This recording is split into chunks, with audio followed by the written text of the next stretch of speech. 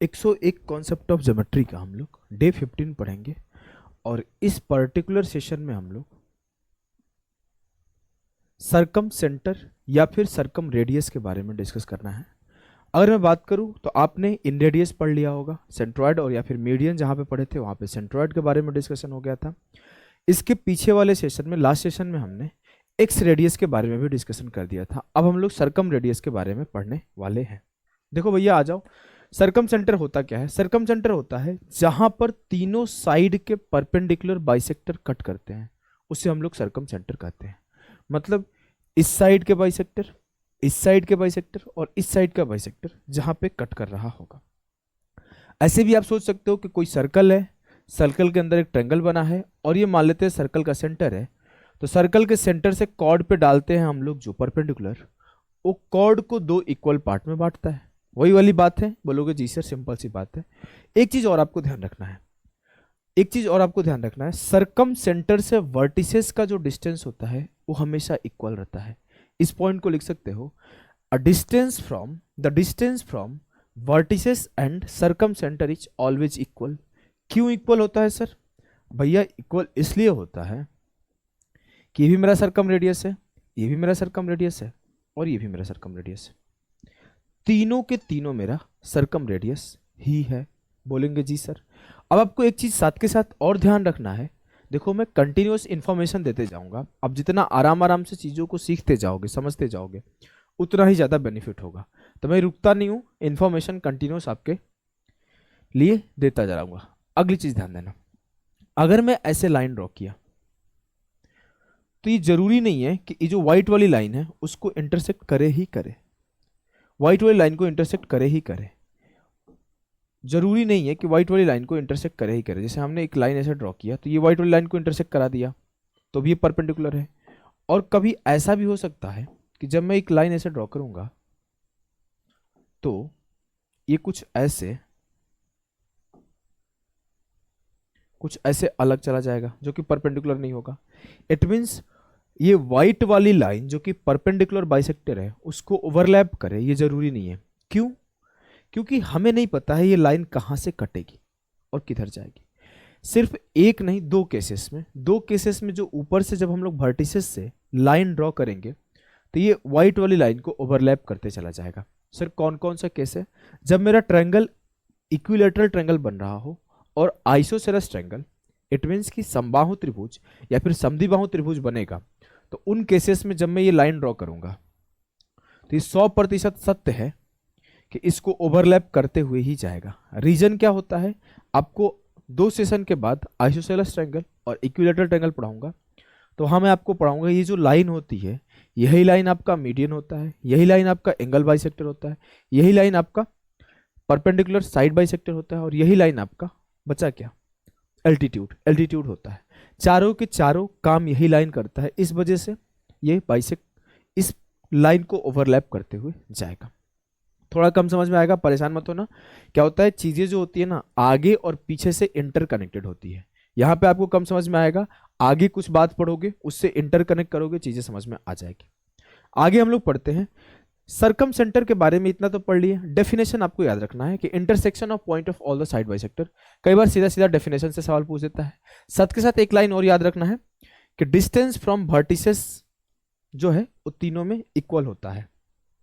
Clear है? बोलोगे एकदम क्लियर है सर। अगली point position of circumcentre, main वही है। तो अगला जो हमारा कॉन्सेप्ट है, कॉन्सेप्ट नंबर 62, यह है पोजीशन ऑफ सरकम सेंटर। सवाल यहां से सीधा बनते हैं। सरकम सेंटर का जो पोजीशन है ना वो अलग अलग जगह लाई करता है। इसके पहले आपने इन सेंटर पढ़ा, तो इन सेंटर आपको क्या पढ़ने को मिला कि हमेशा इनसाइड द ट्रायंगल होता है, अंतः केंद्र हमेशा त्रिभुज के अंदर होता है। सेंट्रॉयड पढ़ा, सेंट्रॉयड हमेशा त्रिभुज के अंदर होता है। एक सेंटर पढ़ा बाह्य केंद्र, बाह्य केंद्र सर हमेशा, अच्छा बाह्य केंद्र इसको बोलते हैं, एक सेंटर को कुछ और बोला जाता होगा, ध्यान नहीं है हमें। एक सेंटर जो होता है वो भी ट्रायंगल के बाहर होता है और फिक्स होता है उसका पोजीशन। अगर ट्रायंगल ऐसे है तो मैं अगर इसके टच करते हुए सर्कल ड्रॉ किया तो यहां, इसके टच करते हुए यहां, इसके टच करते हुए एक सेंटर पड़ा। But in the case of circumcentre इसका पोजीशन सिचुएशनल है, वो कभी किस सिचुएशन में कहीं और रहेगा, कभी किस सिचुएशन में कहीं और रहेगा। इसको समझने का सबसे बेस्ट तरीका है आपको सर्कल का एक छोटा सा कॉन्सेप्ट पता होना। क्या है छोटा सा कॉन्सेप्ट, मैं उस कॉन्सेप्ट से समझाऊंगा तो आप इजीली समझ जाओगे। अदर कोई तरीका से आप समझोगे तो टाइम टेकिंग होता है इसको समझना। आ जाओ मैं सिखाता हूं कौन सा कॉन्सेप्ट की बात करता हूं। सर्कल का एक कॉन्सेप्ट है, कॉन्सेप्ट ये बोलता है कि सेमी सर्कल में बना ट्रायंगल हमेशा 90 डिग्री का होता है। Angle formed in semi circle is always 90 degree. किसी भी सेमी सर्कल के अंदर बना एंगल हमेशा 90 का होता है। अभी आप सर्कल नहीं पढ़े हो, कैसे होता है इसके पीछे अभी नहीं भागना है। सर्कल जब आगे पढ़ाऊंगा प्रूफ करा दूंगा कैसे होता है। इसीलिए मैं बोला हूं चीजें हमेशा इंटरकनेक्टेड होती है। कुछ चीजें आप यहां पढ़ोगे, कुछ आगे पढ़ोगे और कुछ पीछे पढ़ लिए होंगे, सब कनेक्ट होगा तो सारी चीजें आपको समझ में आएगी। तो अभी आपको नोट कर लेना है, आपको सिर्फ ये नोट करना है कि जो सर्कम सेंटर के जो सेमी सर्कल के अंदर बना एंगल होता है वो हमेशा 90 डिग्री होता है। चाहे मैं यहां से ऐसे 90 बना दूं, चाहे मैं यहां से ऐसे बना दूं, ये सब के सब 90 ही बनाएगा। इट मीन्स एक लाइन हमने देखा, इसको देखो, इसको इस फिगर को ध्यान से देखो। ये क्या है मेरा सर्कम सर्कल, जो ट्रायंगल के ऊपर से कवर किया है उसे हम लोग सर्कम सर्कल बोलते हैं। सर्कम सर्कल का ये मेरा डायमीटर मान लेता हूं।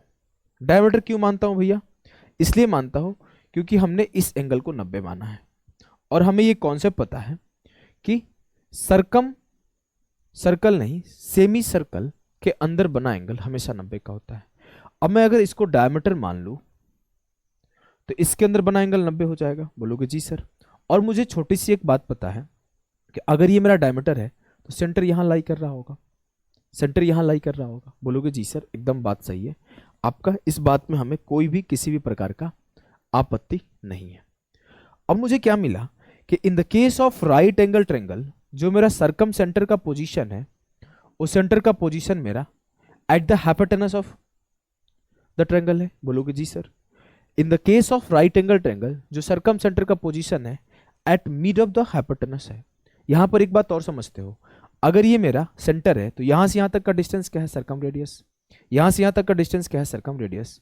और यहां से यहां तक का डिस्टेंस क्या है, सर्कम रेडियस। तो आप ये भी बोल सकते हो जो सर्कम सेंटर का लेंथ होता है in the case of right angle triangle, O R plus R 2r बराबर हाइपोटेनस हो जाएगा। आर प्लस आर 2r बराबर हाइपोटेनस हो जाएगा तो r बराबर h/2 हो जाएगा। जब मैं आपको राइट एंगल ट्रायंगल पढ़ाऊंगा तो इस चीज को दोबारा डिस्कस करूंगा और साथ के साथ ये भी डिस्कस करूंगा राइट एंगल ट्रायंगल में कि जो ये लेंथ है, ये लेंथ है, ये लेंथ है, तीनों बराबर है। और जब ये तीनों बराबर है तो साथ के साथ ये भी आपको ध्यान रखना है कि ऐसा एक केस आपको सर्कल में भी पढ़ाऊंगा। और अभी एक बात और बता दूं कि ये जो होता है शॉर्टेस्ट मीडियन होता है, ये जो होता है शॉर्टेस्ट मीडियन होता है, क्योंकि मिड पॉइंट का भी काम कर रहा है ना, 2 इक्वल भाग में बांट रहा है। तो ये मेरा मिड पॉइंट भी होता है, साथ के साथ ये सर्कम सेंटर भी है। और जो ये सर्कम रेडियस है ये मीडियन का भी काम करता है। ये छोटी छोटी बातें धीरे धीरे आपको कनेक्ट होते चली जाएगी, आगे हम लोग समझेंगे। अब मुझे एक चीज समझ में आया, अगर मैं इस डायमीटर को थोड़ा आगे इस तरफ खींच दूं तो ये जो 90 का एंगल बन रहा है छोटा एंगल बनने लगेगा, छोटा एंगल बनने लगेगा। और उस केस में जो सर्कम सेंटर है वो बीच में चला जाएगा। तो इन the case of acute angle triangle, न्यून कोण त्रिभुज के केस में जो सर्कम सेंटर है वो इनसाइड द ट्रायंगल है। अब जब मैं इसको क्या किया, इस तरफ खींच दिया, देखो ये फोटो थोड़ा खराब बना हुआ है, फोटो ऐसे बनेगा, ऐसे। अब क्या बना कि मैं इस एंगल को 90 से बड़ा कर दिया। जब मैं उसको आगे खींचा था तो 90 से छोटा कर दिया था, और जब मैं इसे पीछे खींचा तो 90 से बड़ा हो गया। ऐसा है कुछ फॉर्म हो गया। मैं आपको सिखाऊं फिर से, देखो देखो फिगर को अंडरस्टैंड करोगे चीजों को समझ जाओगे। ये मेरा क्या था, 90 था।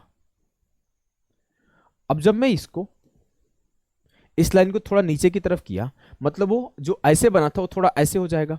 चीजों को समझ रहे हो, जो ऐसे एंगल था, ये वाला लाइन ध्यान देना, ये वाला ऐसे था, मैंने ऐसे हल्का किया, इट मीन्स ऊपर छोटा एंगल फॉर्म होगा। और ऊपर छोटा एंगल फॉर्म होगा तो ये कुछ ऐसा एंगल फॉर्म होगा। उस केस में सेंटर अपने पोजीशन पे ही रह गया।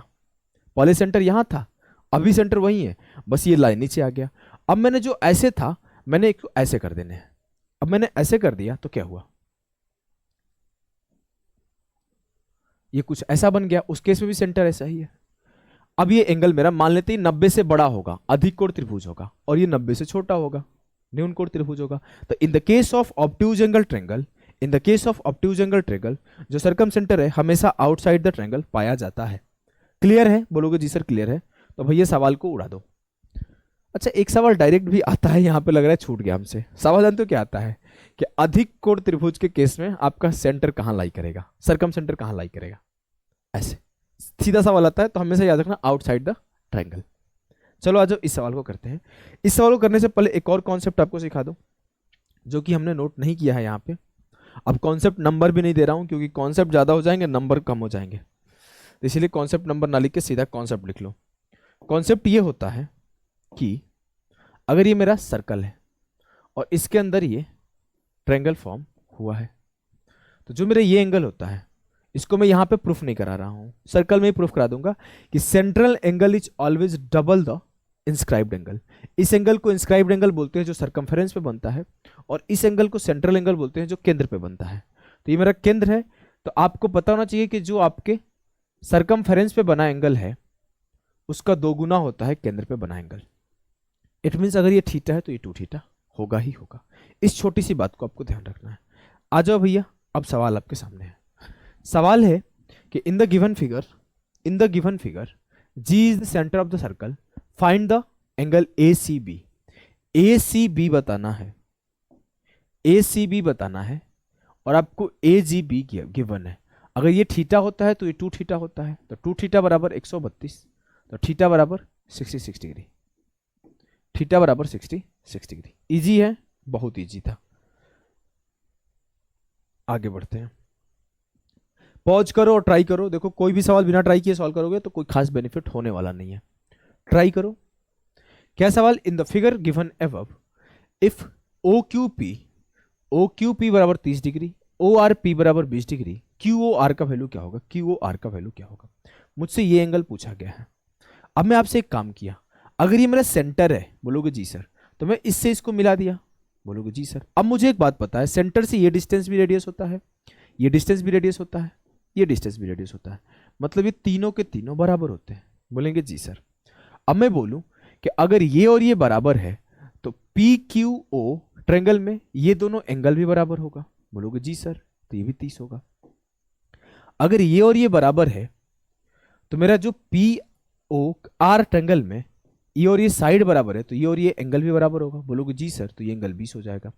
अब मुझे क्या पता चला कि जो मेरा QPR ये वाला एंगल है वो 30 20 50 है, तो इसका 2 गुना ये जो होगा वो 100 होगा, 50 दूना 100।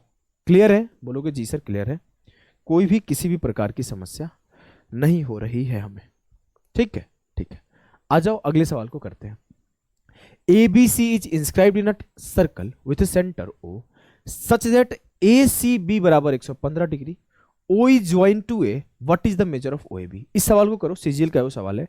काफी लोग फोटो बनाने में ही दिक्कत कर देंगे और फिर उनसे सॉल्व नहीं हो पाएगा। जो फोटो एक बार में सही बना लेगा वो सॉल्व कर देगा। चलो भैया फोटो बनाओ। हमने बनाया ये ट्रायंगल A। अब कोई जल्दीबाजी में कुछ ऐसे बना दिया ACB, मान लो, या फिर ABC ऐसे बना दिया और उसको गेम गलती हो गया। कैसे गेम गलती हो गया पता है, ABC जो बनाए हो ये एक्यूट एंगल ट्रायंगल बनाए हो और उसका सेंटर कहीं इनसाइड लाई करेगा। लेकिन आप ध्यान से देखो ACB 115 दिया हुआ है और ACB 115 दिया है, तो वो इनडायरेक्टली, डायरेक्टली नहीं, इनडायरेक्टली वो बोल रहा है कि जो ट्रायंगल है वो ऑब्ट्यूज एंगल ट्रायंगल है। तो ध्यान से फोटो बनाना है, उस केस में सरकम सेंटर बाहर लाई करेगा। वो इनडायरेक्टली बोला है, डायरेक्टली नहीं बोला है। डायरेक्टली बोल देगा तो फिर आप सब लोग बना लोगे। इट मीन्स कि जो मेरा ट्रायंगल बनेगा वो कुछ ऐसा बनेगा, जो मेरा ट्रायंगल बनेगा वो कुछ ऐसा बनेगा। मान लेते हैं ऐसा बनेगा। ये मेरा A है, ये मेरा B है और ये मेरा C है। तो जो मेरा एंगल ACB है वो 115 डिग्री है और उस केस में सेंटर यहां पे लाई कर रहा होगा, क्लियर है, बोलोगे जी सर एकदम क्लियर है। अब मैं आपको क्या बताया था कि सेंटर पे बना एंगल हमेशा 2 गुना होता है, अब हमने सेंटर पे एंगल बनाया।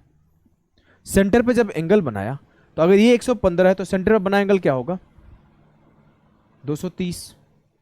सेंटर पे बना एंगल क्या होगा, 230। बोलेंगे जी सर 230 हुआ। अब मैं बोलूं कि पूरा परफेक्ट एंगल क्या होता है, 360 डिग्री। अगर ये परफेक्ट एंगल 360 डिग्री होता है तो ये 230 है, तो ये मेरा 130 होगा। अब मेरा ये छोटू एंगल 130 हो गया और ये सेंटर से डिस्टेंस ये और ये दोनों रेडियस है तो बराबर ही होगा। बोलोगे जी सर। मुझसे पूछा क्या गया है, ओ ए बी, इस एंगल के बारे में। अब चाहे मैं इस एंगल को निकालूं, चाहे मैं इस एंगल का निकालूं, अगर ये 130 है तो इस दोनों का सम 50 आएगा, तभी तो 180 हो पाएगा।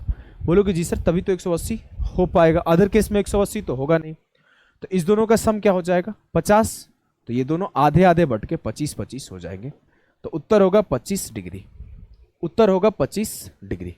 क्लियर है? बोलेंगे जी सर एकदम तरीके से क्लियर है। तो चलो अगले सवाल को करते हैं। अगले सवाल को पॉज करके ट्राई करने की कोशिश करो, ऐसे नहीं देखना, ऐसे हवा में सॉल्यूशन देखोगे आपको कम समझ में आएगा। अगर आप प्रॉपर सॉल्व करने की कोशिश करोगे तो ही जाके आपको सॉल्व हो पाएगी चीजें। सवाल क्या है, आई एंड ओ, आई यहां पे मिसिंग है, I and O are the incentre and circumcentre of triangle ABC, then find theta. अब आई आपको इन सेंटर दिया है और ओ आपको सर्कम सेंटर दिया है। आपको पता है in the case of in centre, in the case of in centre, अगर मेरा ये इन सेंटर है और ये ए है, ये बी है, ये सी है, तो जो बी आई सी होता है वो क्या होता है 90 प्लस थीटा बाई 2, अगर ये थीटा है तो। बोलेंगे जी सर एकदम याद है हमें, कोई दिक्कत नहीं।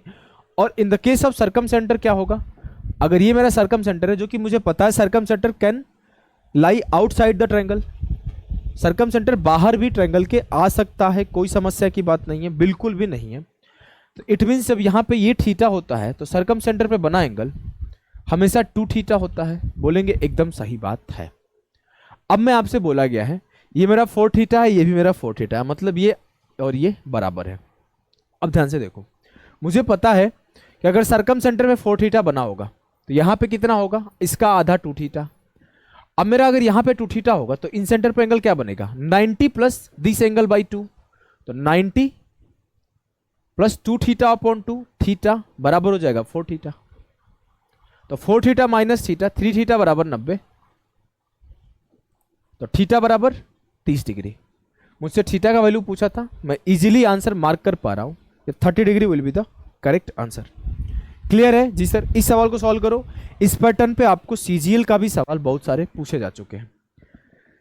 क्या है सवाल, in a triangle P Q R I and C are respectively incentre and circumcentre of a triangle. सवाल आपके सामने एक फिगर गिवन है जहां पर आपको पी क्यू आर एक ट्रायंगल गिवन है और उसका सर्कम सर्कल गिवन है। यहां पर गिवन है कि C is the circumcentre of the triangle and I is the incentre of the triangle. आगे बढ़ते हैं। आगे the line P I is extended which intersect the circumcircle at point D. जब इस P I line को, मतलब इससे हमें क्या समझ में आ रहा है कि जो आई है इस पर है, इस पी आई लाइन को जब एक्सटेंड कर रहे हैं तो ये पॉइंट डी को सर्कल पे कट करता है। बोलोगे एकदम सही बात है सर। अगली बात क्या है, क्यू सी डी बराबर एक्स, क्यू सी डी बराबर एक्स हमने ले लिया, क्यू सी डी बराबर एक्स। ठीक है, ठीक है। अब हमें एक बात पता है सर, जब छोटी सी बात है, चलो हम लोग बताते हैं क्या पता है, पहले इसको आगे देखते हैं। क्यू सी डी एक्स है, पी क्यू आर वाई है, पी क्यू आर वाई है, ये पूरा वाई है। सर जब इन सेंटर होता है, इन सेंटर कैसे फॉर्म होता है, इन सेंटर जो फॉर्म होता है सर एंगल बाइसेक्टर से फॉर्म होता है, और एंगल बाइसेक्टर ऑफ एंगल होगा ये, मतलब अगर ये पूरा वाई है तो ये 2 पार्ट में बट जाएगा, y/2 और y/2। क्या इस बात से आपत्ति हो ही नहीं सकता। आगे बढ़ते हैं। क्यू आई डी बराबर जेड है, क्यू आई डी बराबर जेड है, फिर Q I D, Q C D बराबर एक्स था। अच्छा हमने गलती कर दिया एक, क्यू आई डी बराबर जेड है तो इसको जेड लिखो, और मुझसे क्यू सी डी बराबर वाई दिया हुआ है, क्यू सी डी बराबर एक्स दिया हुआ है। मतलब अगर मैं दूसरे कलर से बनाऊं, जो मुझे क्यू सी डी इसका वैल्यू दिया वो एक्स दिया है। अब मुझे एक बात पता है, देखो जिसको नहीं पता होगा मैं सिखा देता हूं आपको, जब मैं सर्कल पढ़ाऊंगा तो ये चीजें क्लियर कर दूंगा। सेम आर्क से बना एंगल, अगर मैं इस आर्क से सेंटर पर एंगल फॉर्म करता हूं थीटा, तो इस आर्क से कभी भी सर्कल पे जो एंगल फॉर्म होगा वो इसका आधा थीटा बाई 2 होता है, इसका आधा थीटा बाई 2 होता है। ठीक, बोलोगे जी सर एकदम ठीक। मतलब अगर इस आर्क से हमने सेंटर पर x बनाया है तो इस आर्क से जो मेरा सर्कल पर एंगल फॉर्म होगा इसका आधा होगा x/2। कोई दिक्कत? कोई दिक्कत नहीं। अब मैं आपको एक चीज दिखाता हूं। क्या दिखाओगे सर? जादू। कैसा जादू? देखो, अगर मैं फोकस किया PIQ पर, किस पे? PIQ पर, तो मुझे क्या मिला? जो सर PIQ है उसका ये एंगल x/2 है, ये एंगल y/2 है, और जो एक्सटीरियर एंगल है वो z है। इट मीन्स अगर मैं इस फोटो को अलग बनाऊं, कुछ ऐसा है, ये आगे गया हुआ है, ये P है, ये Q है, ये I है, ये एंगल z है, ये आपके x/2 है और ये आपके y/2 है। तो मुझे क्या मिल रहा है? मुझे कुछ यूं मिल रहा है कि जो एक्सटीरियर एंगल z है वो दोनों इंटीरियर एंगल के बराबर होगा, क्योंकि z is the exterior angle of PQI। It means z का वैल्यू क्या होगा? z का वैल्यू होगा x/2 प्लस y/2। z का वैल्यू होगा x/2 प्लस y/2। मुझे x प्लस y की वैल्यू क्या मिली? 2z। मुझे किसका वैल्यू निकालना है? 7x plus 7y upon 2z। मैंने 7 कॉमन किया तो x plus Y upon 2z की वैल्यू निकालना है। x प्लस वाई बराबर है 2z के, तो ये कट जाएगा, उत्तर आएगा 7। ये CHSL का आया हुआ सवाल है, ये CHSL का आया हुआ सवाल था। क्लियर है? बोलोगे जी सर क्लियर है। आगे बढ़ते हैं। अगला कॉन्सेप्ट है सर्कम रेडियस को लेके। अगला कॉन्सेप्ट है सर्कम रेडियस को लेके। क्या कॉन्सेप्ट है आप समझना मेरे भाई। कॉन्सेप्ट ये है कि सर्कम रेडियस क्या होता है। सर्कम रेडियस होता है ABC अपॉन 4del। ABC मतलब प्रोडक्ट ऑफ साइड्स, जहां पर ABC साइड्स ऑफ ट्रायंगल है, तो ABC अपॉन 4del जो होता है सर्कम रेडियस होता है। क्लियर है? बोलेंगे जी सर एकदम क्लियर है। समझना आप मेरी बातों को, समझना आप मेरी बातों को। ये आता कहां से? प्रूफ करा दूं क्या? आ जाओ कराई देता हूं। वैसे याद रख लेना, जो इन रेडियस होता है डेल अपॉन एस होता है, जो एक्स रेडियस होता है डेल अपॉन एस माइनस जिस साइड से चिपका है वो साइड, और जो आपका सर्कम रेडियस होता है product of all sides upon 4del होता है। अब आपको प्रूफ करा देता हूं। बहुत सिंपल सा प्रूफ है, बहुत सिंपल सा प्रूफ है। अगर भी यहां से एक लाइन ड्रॉ कर दिया, एक छोटा सा चीज आपको सिखाया था। क्या सिखाया था? एरिया निकालने। इस ट्रायंगल का एरिया क्या होगा अगर ये लाइन, ये एंगल थीटा गिवन है।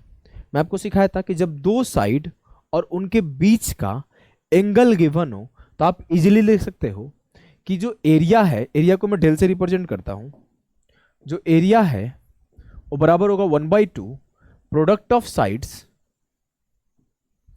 Into sine theta. क्लियर है? बोलोगे जी सर ये बात हमें पता है।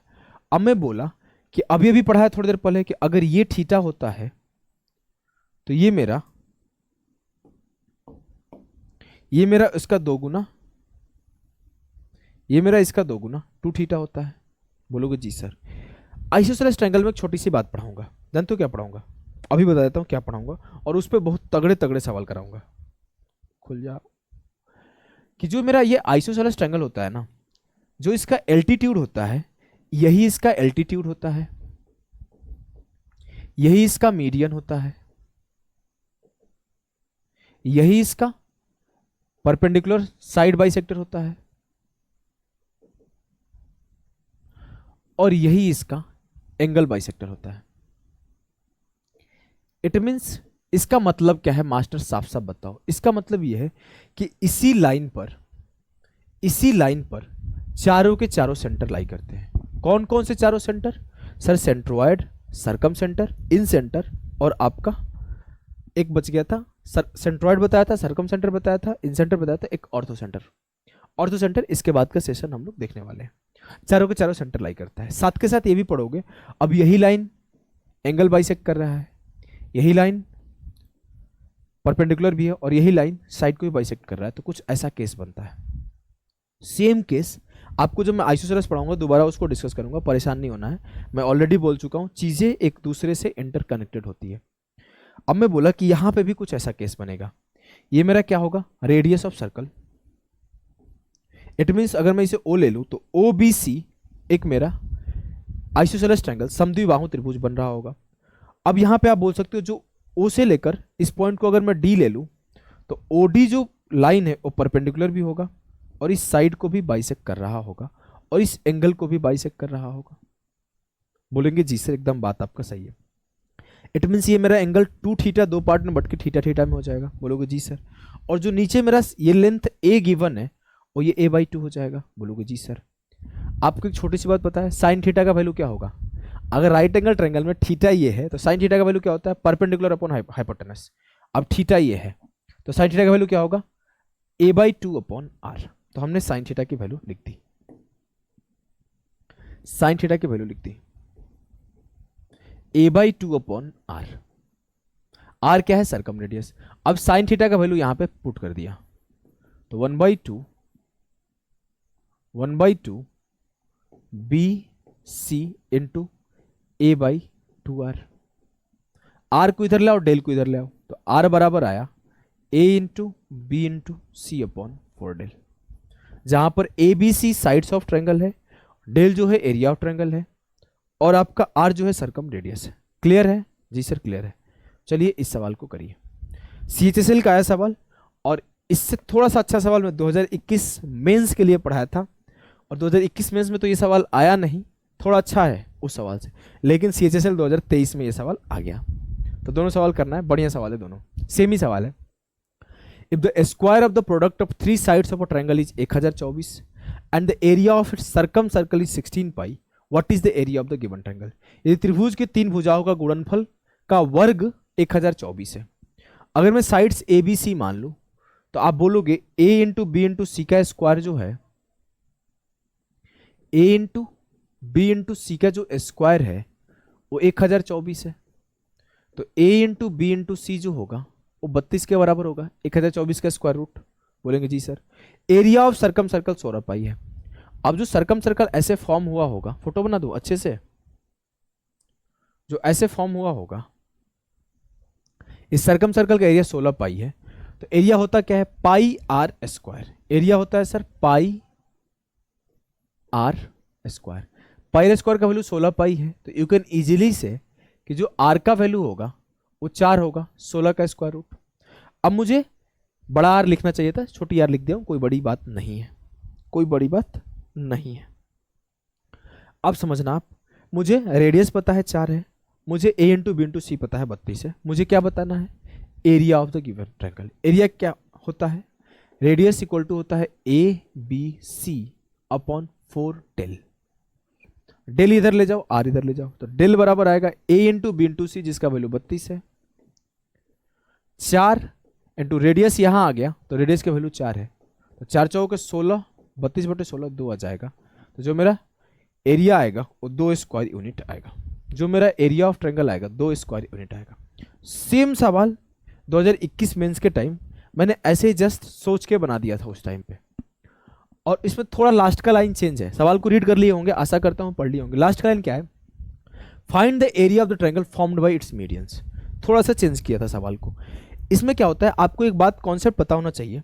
कॉन्सेप्ट ये होता है कि अगर मैं बोलूं कि इसका साइड ए बी सी है, किसी ट्रायंगल का साइड ए बी सी है, तो जो ए बी सी का एरिया होगा वो क्या होगा? कुछ भी हो सकता है, एक्स वाई जेड। लेकिन मैं ऐसे सवाल बोल दूं कि इस ट्रायंगल ए बी सी का मीडियन से बनाया गया एक ट्रायंगल है, ए डी सी एफ और बी। इन मीडियन से एक ट्रायंगल फॉर्म किया गया। अगर मैं इस ए डी को एक अलग लाइन ले लिया, इस बी को एक अलग लाइन ले लिया, और इस सी एफ को एक अलग लाइन ले लिया और एक ट्रायंगल फॉर्म किया, तो इसका एरिया क्या होगा? मैंने ये सवाल पूछ दिया, पूछा कि इस एडी को एक अलग लाइन ले लिया, इस बी को एक अलग लाइन ले लिया और इस सी एफ को एक अलग लाइन ले लिया, और तीनों लाइन को मिला के एक ट्रायंगल फॉर्म किया, उसका एरिया क्या होगा? मुझे गिवन क्या है? मुझे गिवन है ए बी सी के साइड। तो आप इजीली बोल सकते हो कि जो ट्रायंगल फॉर्म होता है मीडियन के द्वारा, उसका जो एरिया होता है 3/4 of area of triangle ABC। Triangle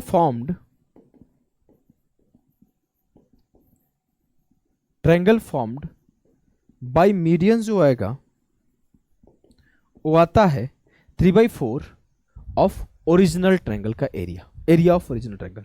अब आप क्या बोल सकते हो? सर मैं इजीली बोल दूंगा, मैं पहले एरिया का ट्रायंगल का एरिया निकाल लूंगा, फिर उसका 3/4 कर दूंगा, मेरा आंसर आ जाएगा। तो ट्रायंगल का एरिया कैसे निकालूंगा, मुझे गिवन क्या है, if the square of product of 3 sides of a triangle is 1600। अगर 3 साइड के प्रोडक्ट 1600 है तो a इंटू बी इंटू सी का स्क्वायर 1600 है, तो a इंटू बी इंटू सी क्या होगा मेरे लाल, 1600 का स्क्वायर रूट 40।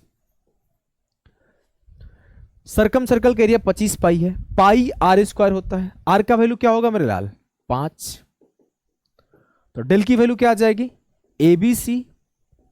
अब आर को इधर ले गया, डेल को इधर ले गया, तो 4r मतलब 40 अपॉन 4 गुणे 5, 20 दूना 40, 2 आएगा एरिया। क्या 2 सही है, नहीं 2 सही नहीं है। मुझे क्या बताना है, find the area of the triangle formed by it's medians, medians के द्वारा बना हुआ ट्रायंगल का एरिया बताए। ये तो ओरिजिनल ट्रायंगल का एरिया है, मीडियन के द्वारा बना ट्रायंगल का एरिया क्या होगा 2 इंटू 3/4। मतलब इस सवाल का उत्तर क्या आएगा 3/2, it means 1.5 square unit, 1.5 square unit. Clear है, बोलोगे जी सर क्लियर है। चलो इस सवाल करो, ये सवाल भी आपका सीजीएल का आया हुआ सवाल है, सीजीएल 2023 का आया हुआ सवाल है। Product of side of a triangle is 780, product of inradius and circum radius is 13, find perimeter. एक त्रिभुज की भुजाओं का गुणनफल 780 है, अंतः त्रिज्या और परित्रिज्या का गुणनफल 13 है, तो परिधि खोजें। मैं आपको बोलूं अंतः त्रिज्या का वैल्यू क्या होता है, आर बराबर डेल अपॉन एस। मैं बोला कि परित्रिज्या, परित्रिज्या मतलब सर्कम रेडियस, सर्कम रेडियस का वैल्यू क्या होता है A B C upon 4 del. मुझे गिवन क्या है, मुझे गिवन है प्रोडक्ट ऑफ साइड्स, मुझे गिवन है product of inradius and circumradius. जैसे मुझे प्रोडक्ट ऑफ सर्कम रेडियस और इन रेडियस गिवन है तो मैंने दोनों को मल्टीप्लाई कर दिया, तो आर इंटू आर बराबर हुआ डेल अपॉन एस इंटू ए into B into C upon 4 del. Del से डेल खत्म, आर इंटू आर की वैल्यू मुझे गिवन है 13, ए बी सी का वैल्यू गिवन है मुझे 780 और नीचे हो जाएगा 4s। 13 से काटा 13 छक्के 78, 4 से काटा 15 चौके 60, s की वैल्यू आ गई 15। लेकिन s क्या है, s is the semi perimeter of triangle, s is the semi perimeter of triangle. और अगर s सेमी पेरीमीटर है तो जो पेरीमीटर होगा क्या होगा 15 गुणे 2 30, तो इस पर्टिकुलर सवाल का उत्तर होगा 30। क्लियर है, बोलोगे जी सर एकदम क्लियर है, तरीके से क्लियर है। आगे बढ़ो, आगे इस पर सवाल डायरेक्टली तो आज तक एसएससी ने पूछा नहीं है, लेकिन सीडीएस और कैट में एक बार सवाल पूछा जा चुका है, मैं इसलिए इसको ले लिया है। क्या है सवाल कि distance between incentre and circum centre.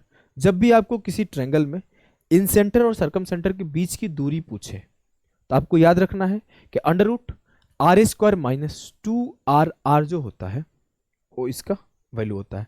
इसको मैं प्रूफ नहीं करा रहा हूं क्योंकि उतना इंपॉर्टेंट नहीं है। आ जाओ इस पे एक सवाल कर लेते हैं। Find the distance between incentre and circumcentre of a triangle which sides are 6, 8 and 10।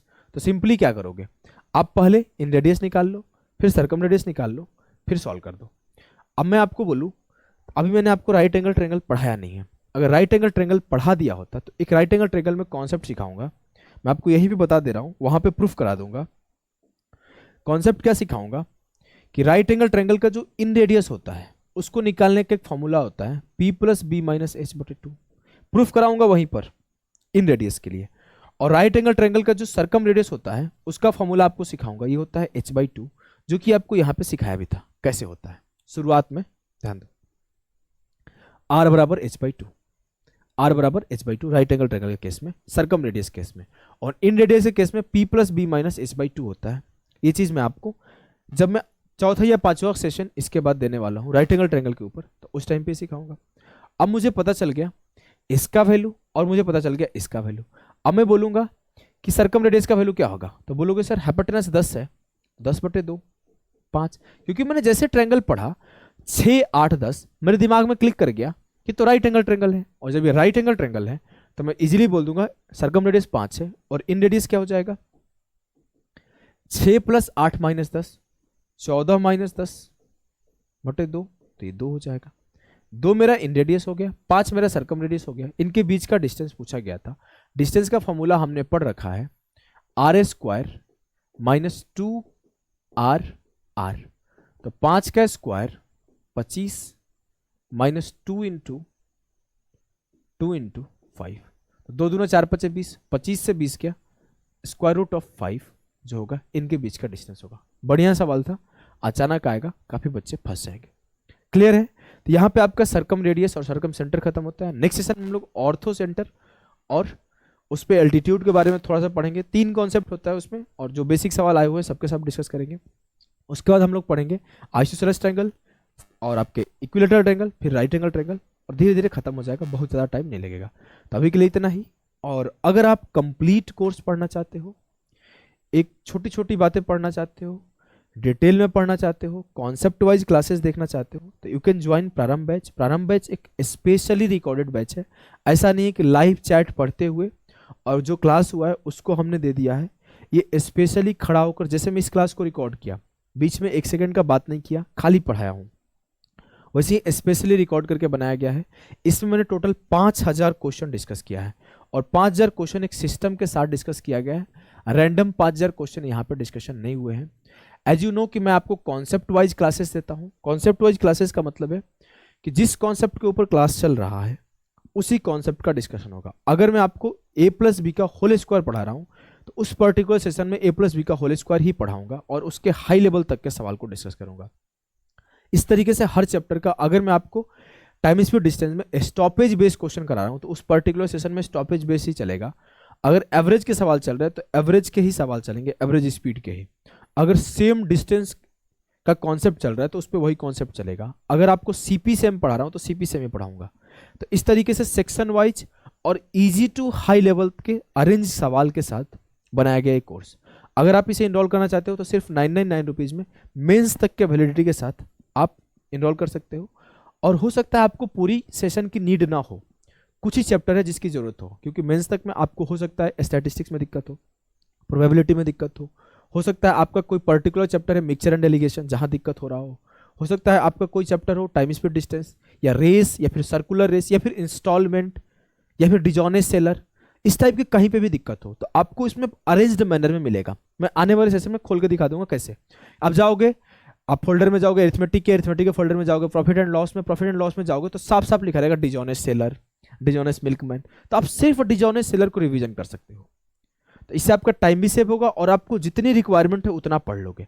ऐसा नहीं कि कहीं पे भी कोई भी खिचड़ी पका के पढ़ाया गया है और आपको बहुत अरेंज मैनर में दिया गया है, तो चीजें आपको रिवीजन करने के लिए सबसे आसान हो जाएगा। एक बच्चा है, मैं कभी मिलवाऊंगा उससे, और 2 टीचर से पढ़ रहा था, उसने बोला सर इसलिए, सिर्फ इसलिए आपके पास आया ना कि जो आपका कोर्स है वो रिवीजन करने में बहुत आसान होता है। पढ़ लेना बहुत ज़्यादा कोई बड़ी बात नहीं है, उसको रिवीजन कम टाइम में करना और इस तरीके से अरेंज रहना कि रिवाइज कर पाओ। तो इस तरीके से प्रारंभ को अरेंज किया गया है। तो आप आइए, इनरोल करिए, ढंग से पढ़िए। मिलते हैं नेक्स्ट सेशन में, तब तक के लिए टाटा बाय बाय सभी को।